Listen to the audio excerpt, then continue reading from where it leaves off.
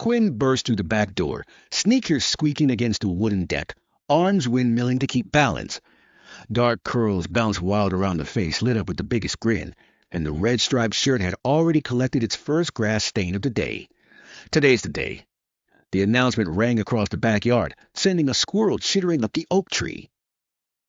The day for what? Maya looked up from her book, pushing her glasses higher on her nose.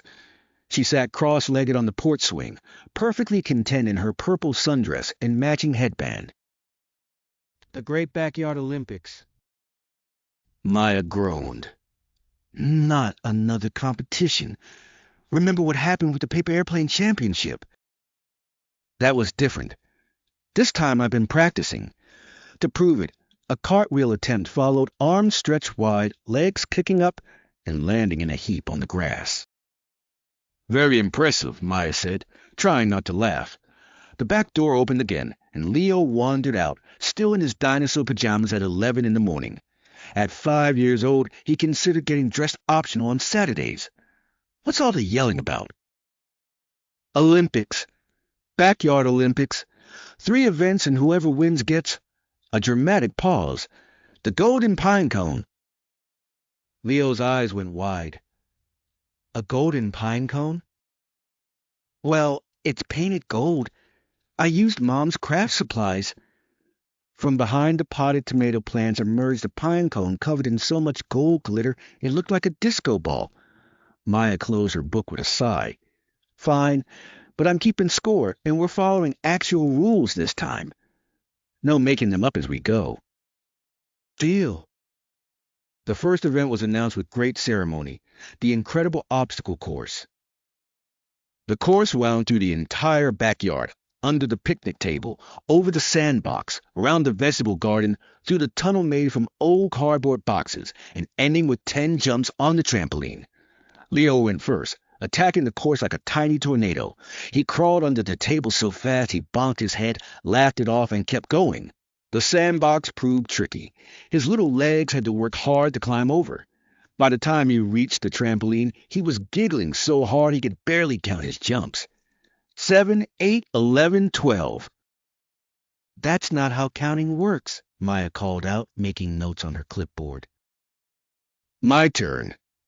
The older sibling's approach was all determination and speed.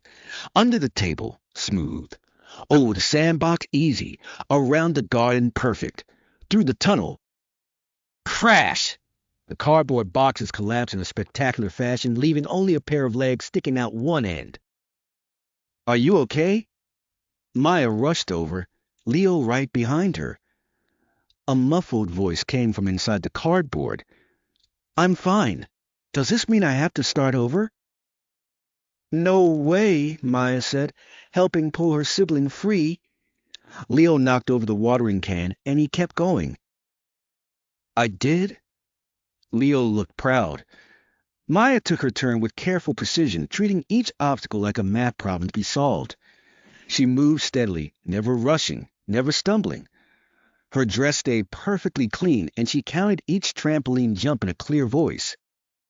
Show off, came the good-natured grumble from the grass. Event number 2, Leo announced, having appointed himself co-announcer, the water balloon toss. This was trickier. They stood in a triangle on the lawn, each holding a water balloon that wobbled dangerously. Gentle tosses, Maya warned. These are the good balloons, not the cheap ones that break if you look at them wrong. The first few rounds went smoothly. Toss, catch, step back. Toss, catch, step back. The triangle grew wider. Quinn's tongue stuck out in concentration, eyes tracking each incoming balloon like it was made of crystal. This was going to work. This was finally going to be the event where... Splash! Cold water exploded everywhere as the balloon slipped through reaching fingers. Yes! Leo did a victory dance, which made him drop his own balloon. It bounced once on the grass and rolled away, still intact. That doesn't count as breaking, he insisted, chasing after it. Maya kept her balloon safe the longest, of course. She caught it one final time and held it up triumphantly. I believe that's 1 point for each of us. Time for the final event, Quinn announced, dripping but determined. "The ultimate sprint." They lined up at the big oak tree.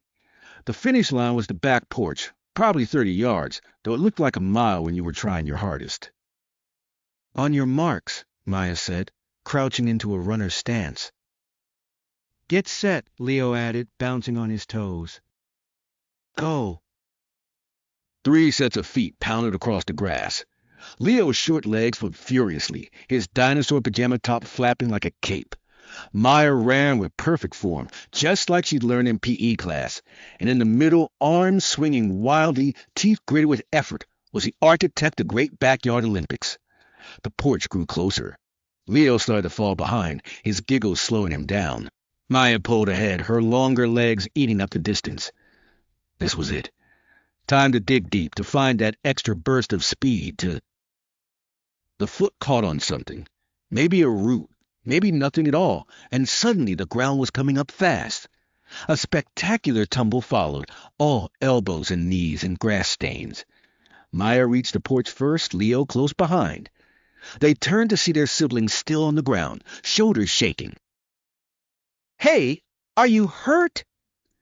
Maya jogged back, concern replacing competition. Quinn sat up, grass in hair, dirt on cheeks, and laughing hard. "Did you see that? I must have rolled 3 times." "At least 3, Leo agreed solemnly. "Maybe 4. I helped pull the muddy athlete to standing. You know what? I think that deserves style points." "Style points aren't a real thing," came the protest, but a grin was fighting through. "They are in the backyard Olympics. I'm the scorekeeper, and I say that epic tumble was worth bonus points for entertainment value." They gathered on the porch steps as Maya tallied the scores on her clipboard. "Let's see. Leo won the water balloon toss. I won the sprint and for the obstacle course." She tapped her pencil thoughtfully. "You know what? Everyone completed it, even with crashes and counting confusion. I'm calling it a 3-way tie." "So who gets the Golden Pinecone?" Leo asked, eyeing the glittery prize. Quinn picked it up, watching the sunlight bounce off the craft store glitter. It really did look like treasure. "What if we take turns? Leo gets it this week, Maya next week, and I'll take the week after." "Or," Maya suggested, "we could hang it from the oak tree. Make it the official trophy of all future backyard Olympics." "There are going to be more?" Leo bounced with excitement. "Why not? But maybe with different events. Less falling for you," Maya said, poking her older sibling's shoulder. "I'll practice. By next time, I'll be able to cartwheel and run and probably juggle all at the same time." "Please don't," Maya and Leo said together, then burst out laughing. They spent the rest of the afternoon creating a special holder for the Golden Pinecone, using string and sticks to hang it from the lowest branch of the oak tree, where it could catch the light. As they worked, they planned future events. Leo wanted a dinosaur roar contest, Maya suggested a puzzle race, and the middle child kept insisting that synchronized cartwheels should definitely be included. When Mom called them in for lunch, they were covered in grass stains, glitter, and remnants of the water balloon incident. The Golden Pinecone spun gently in the breeze, watching over the backyard like a glittery guardian.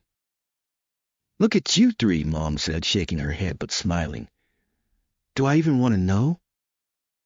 "Backyard Olympics," Leo announced. "And everyone won." "Everyone won?" Mom raised an eyebrow. Maya showed her clipboard with its carefully recorded scores and creative point system. "We all tried our best. That's what really mattered." "Plus, someone got style points for the most dramatic finish in sprint history," Leo added helpfully.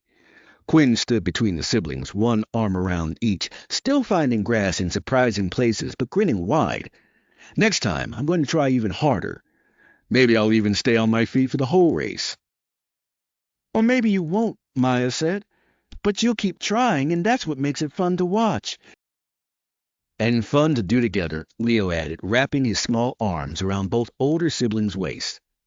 Outside, the Golden Pinecone caught a ray of afternoon sun, sending tiny sparkles of light dancing across the yard. and would wait there for the next competition, the next chance to try hard and laugh harder, the next afternoon when three siblings would discover that doing your best didn't always mean coming in first.